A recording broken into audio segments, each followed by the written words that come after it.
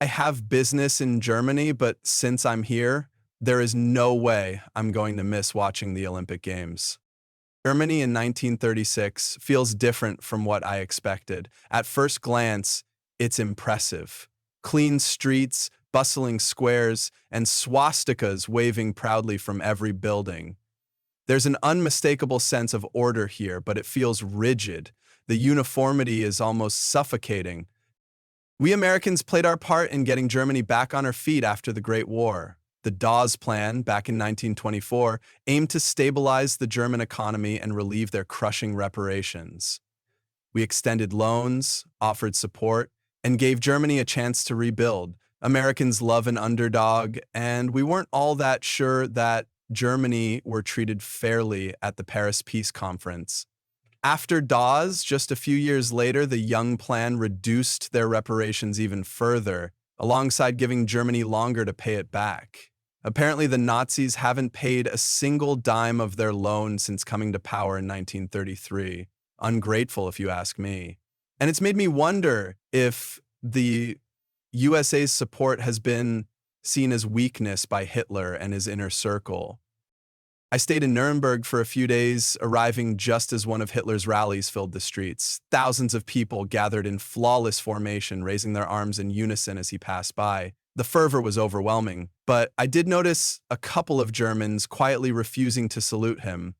I struck up a conversation with a young man at a beer hall that evening. He spoke of Hitler with unwavering pride, crediting him with restoring Germany's honor and giving people their jobs back. When I cautiously asked about the treatment of Jews, his expression turned cold.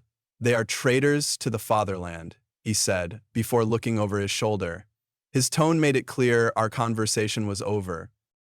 On the way home, I took a wrong turn and found myself wandering through a quieter neighborhood. I spotted a group of men surrounding a young Jewish man, beating him mercilessly. My instinct was to intervene, but before I could take a step, one of the men fixed his gaze on me, growling that I should mind my own business. I realized how little a foreigner's outrage meant here, even an American. I moved on. Back at the hotel, I spoke with the concierge, an older gentleman with wary eyes. I mentioned what I had seen, and he glanced around the lobby before replying in a hushed voice. "Sir, it's best not to speak of such things. Germany isn't like America. Here one must be careful with what they say. It is better sometimes to turn a blind eye." With his words ringing in my ears, the next day I made my way to Berlin, arriving in time to see the Olympics. Berlin was pristine, with flowers and flags lining the avenues and posters proclaiming unity and strength. The German athletes were impressive, blonde, blue-eyed, built like machines. They won 101 medals and topped the medal table easily. But I knew our very own Jesse Owens would steal the show. He won gold in the 100, the 200, the relay, and the long jump. American muscle showing the Germans how it's done.